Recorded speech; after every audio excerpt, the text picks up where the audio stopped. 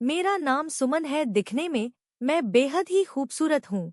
मेरी उम्र इस वक्त 23 साल के करीब है। यह 4 साल पहले का है, जब मैं बीए कर रही थी। मैंने ताजा जवानी की दहलीज पर कदम रखा था। मेरी बड़ी बहन की उम्र मुझसे 3 साल ज्यादा थी। उसकी शादी 1 महीने पहले ही जमींदार घराने में एक लड़के से हुई है, जो कि गांव में अपनी जमीनों पर खेतीबाड़ी की निगरानी करते हैं। शादी के 3 महीने बाद मेरी बहन मायके आई तो उसने मुझसे कहा कि मैं गर्मियों की छुट्टियों में उनके ससुराल आकर बिताऊं, क्योंकि मैं भी दीदी के गांव का ससुराल देखना चाहती थी। गर्मियों की छुट्टी हुई तो मैं अपना सामान बांधकर उनके घर चली गई। जब उनके घर पहुंची तो दोपहर का वक्त था और बहुत ज्यादा गर्मी भी हो रही थी। घर पहुंचते ही मैंने नहाकर अपने कपड़े बदले थे। उसी वक्त मेरे जीजू भी खाने के लिए घर पर आ गए थे और उन्होंने हमारे साथ ही लंच किया था। थोड़ी देर के बाद वह दोबारा खेतों पर चले गए। उनका घर गाँव से जरा सा हटकर खेतों में ही बनाया गया था और बहुत ही खूबसूरत था। उस घर को देखकर तो मैं हैरान हुई थी कि गांव में भी ऐसे घर बन सकते हैं।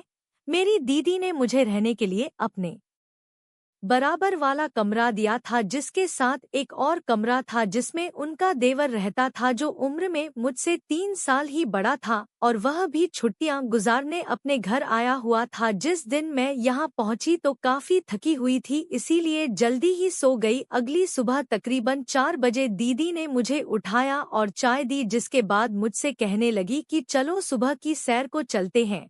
मैं हैरान थी कि दीदी इस वक्त उठ गई है। शादी से पहले तो इस वक्त उनकी नींद शुरू होती थी। खैर, मैं तो चुप रही और उनके साथ चल दी। सुबह सुबह ठंडी ठंडी घास पर चलकर काफी अच्छा लग रहा था। 20 मिनट चलने के बाद दीदी कहने लगी कि चलो वापस चलते हैं, मगर मैंने उनसे कहा कि आप चली जाएं। मैं थोड़ी देर में कुछ वक्त और यहाँ पर गुजारना चाहती हूँ। दीदी तो वापस चली गई और मैं चलते चलते खेतों में चली गई। एक जगह मेरी नजर पड़ी तो मैं देखते रह गई, क्योंकि मैंने देखा कि दीदी का देवर ट्यूबवेल के पानी से नहा रहा था और उस पर कोई कपड़ा भी नहीं था। मैंने अपनी जिंदगी में पहली बार किसी भी मर्द को इस हालत में देखा था। मुझे शर्म भी महसूस हो रही थी, लेकिन फिर भी मैं खड़ी रही। उसने पानी में डुबकी लगाई और फिर बाहर निकलकर खड़ा हो गया। मेरी नज़र जैसे ही उसकी टांगों के बीच गई तो मैं हैरान रह गई। इससे पहले मैंने सिर्फ तस्वीरों में यह सब देखा था, लेकिन हकीकत में आज पहली बार देख रही थी। उसने एक बार और पानी में डुबकी लगाई और फिर बाहर निकलकर कपड़े पहन लिए और घर की तरफ चल दिया। मैं कुछ देर वहीं रुकी और फिर मैं भी घर की तरफ चल पड़ी। उसको इस हालत में देखकर मैं काफी तैयार हो चुकी थी। घर पहुंची तो दीदी ने नाश्ता लगा दिया था। मैं टेबल पर आई तो दीदी का देवर भी आ गया और मेरे साथ वाली कुर्सी पर बैठ गया। उनको देखकर मैं काफी शर्माई सी महसूस हो रही थी। नाश्ते के बाद मेरे जीजू किसी काम के सिलसिले में शहर चले गए तो दीदी ने अपने देवर को कहा कि वह मेरी बहन को अपना फार्म हाउस दिखा लाए, जिस पर वह कहने लगा क्यों नहीं भाभी, जरूर। फिर वह मेरी तरफ देखते हुए बोले चलो तुम्हें अपना फार्म हाउस दिखा कर लाता हूँ। सुबह मैं उसको इस हालत में देख चुकी थी। इसके बाद तो मुझे उसके पास बैठने पर भी शर्म महसूस हो रही थी और अब दीदी ने मुझे उसके साथ जाने को कह दिया था। आप अंदाजा कर सकते हैं कि इस वक्त मेरी क्या हालत होगी। खैर, मैं इनकार ना कर सकी और उसके साथ फार्म हाउस देखने के लिए चल पड़ी। हम लोग पैदल ही फार्म हाउस की तरफ चल दिए। फार्म हाउस घर से कुछ ही फासले पर था। रास्ते में वह मुझसे बातें कर रहा था और मैं उसको हाँ कहकर जवाब दे रही थी। बातों के दौरान मैंने महसूस किया कि वह काफी हंसमुख लड़का है। फिर कुछ देर के बाद हम लोग फार्म हाउस पहुंच गए, जहां उसने मुझे अपने और आम के बाग दिखाए और गाय को दिखाया, जो कि बहुत ही ज्यादा दूध देती है। एक कोने पर एक बैल चल रहा था, जिसके बारे में उसने बताया कि इस इलाके में इस नस्ल का बैल सिर्फ हमारे ही पास है और उसको खरीदने के लिए लोगों ने हमें लाखों रुपए की ऑफर की, लेकिन हमने इसे बेचा नहीं। अभी वह मुझसे बातें ही कर रहा था कि बैल दौड़ता हुआ गाय के पास पहुंच गया और थोड़ी देर बाद ही वह गाय के साथ वह सब करने लगा। यह सीन देखकर तो मैं बहुत ज्यादा शर्मिंदा हो हुई थी। मैंने फौरन से अपनी निगाहें नीचे की तरफ की और उससे कहा चलो यहाँ से मुझे घर पर जाना है। तो वह कहने लगा क्यों, क्या हुआ? तो मैं गुस्से भरे अंदाज में बोली, क्या यह सब दिखाने के लिए लाए थे तुम मुझे? मेरी यह बात सुनकर उसके चेहरे पर मुस्कान आ गई और वह कहने लगा, अरे इसमें कौन सी बड़ी बात है, यह तो बैल का काम है, देखा नहीं तुमने वह अपना काम कर रहा है। बैल अभी तक गाय के साथ ही लगा हुआ था, वह सब कुछ मेरी बर्दाश्त से बाहर हो गया था, इसीलिए मैं वहां से वापस चलती फिर वह भी साथ हो गया और कहने लगा, देखो यह तो नेचुरल सी बात है, तुम बेकार में भी परेशान हो रही हो। उसके चेहरे पर अभी भी अजीब सी मुस्कुराहट थी। फिर मैंने अपने कदम तेज तेज उठाना शुरू कर दिए तो उसने भी अपनी रफ्तार ही बढ़ा दी और चलते चलते कहने लगा, देखो यार यह तो नेचुरल सी बात है, इंसान भी तो यही सब कुछ करते हैं, लेकिन फर्क सिर्फ इतना है कि वह अपने बेडरूम में करते हैं और कोई उनको नहीं देखता। मैं खामोशी से चलती रही और घर जाकर अपने कमरे में चली गई। कमरे में जाकर मेरी हालत ही खराब होने लगी थी। सुबह सुबह जीजू और दीदी को उस हालत में देखा था और अब बैल और गाय को यह सब करते हुए देख लिया। इसके बाद तो मुझे ना जाने क्यों अजीब सा महसूस होने लगा। फिर मुझे नहीं मालूम कि किस वक्त मुझे नींद आ गई। दोपहर के वक्त दीदी ने मुझे उठाया तो मैंने दोपहर का खाना खाया और शाम को जीजू भी आ गए। सब लोगों ने मिलकर रात का खाना खाया। इसी दौरान जीजू मुझसे कहने लगे, यहाँ की जिंदगी भी अजीब सी लगेंगी तुमको सुमन, यह लोग सुबह सवेरे उठ जाते हैं और रात को जल्दी सो जाते हैं। मैं उनकी बातें खामोशी से सुन रही थी क्योंकि मेरा ध्यान तो कहीं और ही था। खाने के बाद मैं चुपचाप अपने कमरे में चली गई, मगर अभी तक मेरी आंखों के सामने सुबह वाले मंजर ही घूम रहे थे जिसमें मेरे अंदर अजीब सी बेचैनी होने लगी थी। कुछ देर बिस्तर पर लेटकर मैं भी सोने की कोशिश करती रही लेकिन नींद नहीं आई, जिस पर मैंने सोचा कि बाहर चलकर ताज़ा हवा कुछ देर खा लेती हूँ।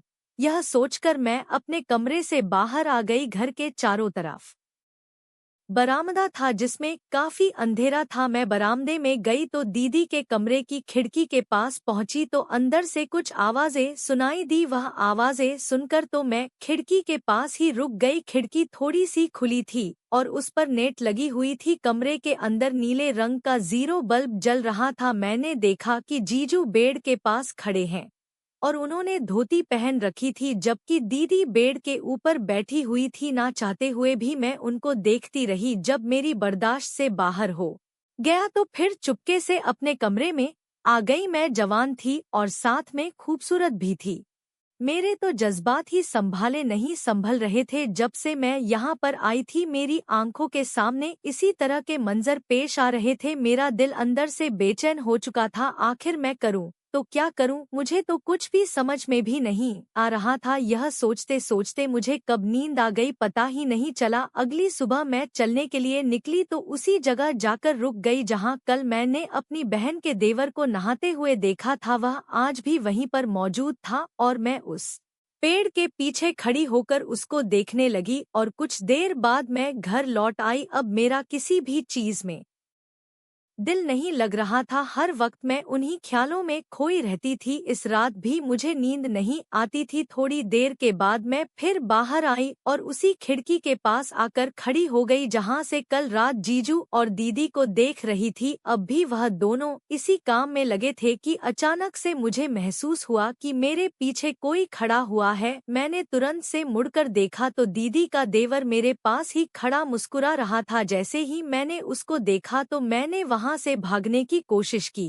मगर उसने मुझे पकड़ लिया और एक हाथ मेरे मुंह पर रखकर मुझे खामोश करने का इशारा करने लगा। फिर मेरा हाथ पकड़कर मुझे कमरे में ले आया और कमरे का दरवाजा अंदर से बंद करके मुझसे कहने लगा, क्या देख रही थी तुम खिड़की में? मैं तो शर्म से मरी जा रही थी। मैंने अपने दोनों हाथों से अपने चेहरे को छुपा लिया था लेकिन वह हंसते हुए बोला, इसमें शर्मिंदा होने वाली कौन सी बात है, सभी मर्द औरतें यही काम करते हैं।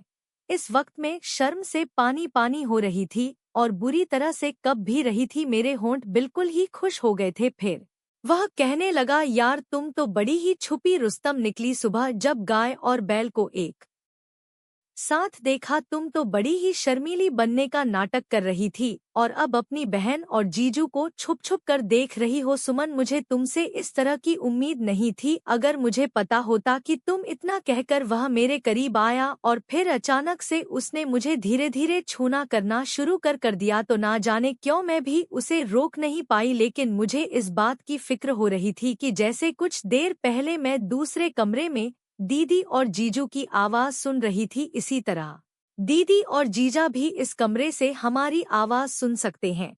तो मैंने उसके कान में धीरे से कहा कि देखो, दूसरे कमरे में दीदी और जीजू है और वह हमारी आवाज सुन लेंगे। जिस पर उसको भी खतरे का एहसास होने लगा। फिर वह उठकर खड़ा हो गया और फिर मुझे चलने को कहने लगा। मैंने कहा पर, तो कहने लगा मेरे पीछे आओ। तो मैं भी उसके पीछे पीछे चलती। कमरे से तकरीबन 60 से 70 कदम के फासले पर एक और कमरा था जो कि गेस्ट रूम की तरह था, जिसमें 2 बेड थे और बाथरूम था। कमरे में आते ही उसने दरवाजा बंद कर दिया और फिर उसने मुझ पर पूरी रात प्यारा लुटाया। सुबह तक हम दोनों कमरे में ही रहे। इसके बाद फिर 1 महीने बाद मैं अपने घर वापस चली गई, मगर अगले साल की छुट्टियां भी मैंने दीदी के ही घर पर गुजारी थी। लेकिन इस बार दीदी को मेरे और उसके देवर के बारे में सब कुछ पता चल गया था। दीदी ने मुझे बहुत डांटा और कहने लगी, सुमन, यह जो तुम कर रही हो यह गुनाह है। मैं शादी से पहले किसी के साथ संबंध बनाना बहुत बड़ा गुनाह होता है। मैं सिर झुकाए दीदी की डांट सुन रही थी। मैंने रोते हुए दीदी से कहा, दीदी, मैं आपके देवर से बहुत ही प्यार करती हूँ। यह सुनकर दीदी कहने लगी, तो पहले बताती ना, मैं तुम दोनों की शादी करवा देती। कम से कम यह सब तो नहीं देखना पड़ता। कुछ ही दिन बाद दीदी ने माँ पापा से कहकर मेरा रिश्ता अपने देवर से करवा दिया और फिर हमारी शादी हो गई। दोस्तों, शादी से पहले किसी भी गैर मर्द के साथ संबंध बनाना गुनाह होता है। आपकी क्या राय है इस कहानी पर? हमें कमेंट करके जरूर बताएं। वीडियो अच्छी लगी हो तो लाइक को शेयर करें, सब्सक्राइब करें। धन्यवाद।